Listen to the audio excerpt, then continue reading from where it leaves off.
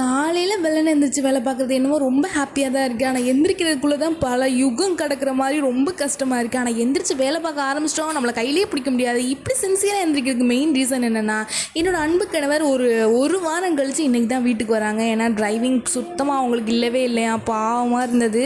சரி ஓகே, வந்து ரெஸ்ட் எடுத்துகிட்டு அப்புறம் சாப்பிட்டுட்டு போகலாம் அப்படின்னு சொல்கிறதுக்காக தான் வராங்க. அட் த சேம் டைம் நம்ம வீட்டில் வந்து நல்லா சமைச்சு அவங்கள புஷ்டியாக்கி அனுப்பி வைப்போம். ஆனால் அவங்க வரும்போது என்ன பண்ணுவாங்க, ரொம்ப ஒன்று சோர்ந்து போய் ரொம்ப டல்லாக வருவாங்க. நான் டயத்துக்கு சாப்பிட மாட்டாங்க.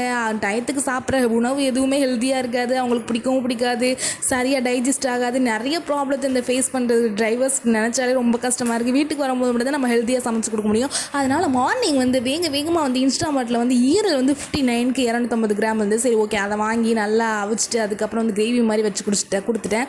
அதுக்கப்புறம் வெள்ளரிக்காய், அப்புறம் முட்டை, அப்புறம் வந்து முளைக்கட்டின பயிர் இருந்தது. சரி ஓகே அவங்க வந்துட்டாங்க, அதையும் நம்ம அவிச்சு கொடுத்தலாம் அப்படின்னு சொல்லிட்டு ஹெல்த்தியாக காலைல இட்லி அவிச்சிட்டு அதையும் கொடுத்துட்டேன். அப்புறம் வந்து மோர் கலக்கி கொடுத்த நெல்லிக்காய் மோர் அதையும் சாப்பிட்டு நிஜமாக திருப்தியாக சாப்பிட்றது வீட்டில் மட்டும்தான் அப்படின்னு அடிக்கடி சொல்லுவாங்க. வெளில போயிட்டு சாப்பிட்றது என்னமோ அவங்களுக்கு சுத்தம் அப்படியே தான். நமக்கு வந்து வெளில வாங்கிட்டு வரது அவ்வளோ ஆனந்தமாக இருக்குது. ஏன்னா நம்ம சமைக்கல, வெளில வாங்கிட்டு வரதுக்கு அவ்வளோ ஹாப்பியாக சாப்பிடுவோம். ஆனால் ஜென்ஸை பொறுத்த வரைக்கும் வீட்டில் சமைக்கிறது சாப்பிட்றது அவங்களுக்கு ரொம்ப சந்தோஷம். இந்த மாதிரி ஹெல்த்தியாக வந்து வெளில கிடைக்கவே கிடைக்காது.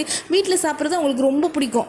அதே மாதிரி ஆஃப்டர்நூன் வந்து கொஞ்சம் வெளில போயிட்டு வரேன் அப்படின்னு சொல்லிட்டு கிளம்பிட்டாங்க. அப்புறம் 11க்கு தான் வந்தாங்க. வந்த உடனே கொஞ்சம் இடப்பழகாரம் கொடுத்தோம்னா நல்லாயிருக்கும் அப்படின்னு சொல்லிட்டு தான் கொய்யாப்பழம், அதுக்கப்புறம் வேர்க்கடலை அவிச்சு வச்சுருந்தேன், அப்புறம் ஆரஞ்சு ஜூஸ் போட்டு வச்சுருந்தேன். மறுபடியும் அதே மாதிரி குக்கும்பர் நறுக்கி கொடுத்துட்டேன். இதான் இடப்பலகாரம். ஏன்னா அவங்க இருக்கிறது ஒரு நாள் நல்ல ரொப்பி அனுப்பணுமா இல்லையா, அதனால தான் மார்னிங் வந்து இடப்பலகாரத்துக்கு ரெடி பண்ணி அதையும் கொடுத்துட்டேன். அப்புறம் ஆஃப்டர்நூன் 3 o'clock தான் ரெஸ்ட் எடுத்துகிட்டு 3 o'clock தான் சாப்பிட ஆரம்பித்தாங்க. சரி ஓகே, அதுக்காக வந்து பர்பிள் முட்டைக்கோஸ் வந்து பொரிச்சு வச்சுட்டேன். அதுக்கப்புறம் தேங்காய் பால் ரசம், நம்மளோட ஃபேவரட் அதுதான் ரொம்ப சிம்பிளாகவும் டேஸ்டியாக இருக்கும். அதுக்கப்புறம் தயிர் சாதம், அப்புறம் புடலங்காய் வறுவல், தேங்காய் பூ போட்டு அவ்வளோ சூப்பராக டேஸ்டியாக இருந்தது. நிஜமாலே நம்ம வந்து என்றைக்கு டேஸ்ட் பார்க்கல, சரி ஏனோ தானோன்னு செய்கிறோமோ அன்றைக்கி தான் நல்லா வரும்.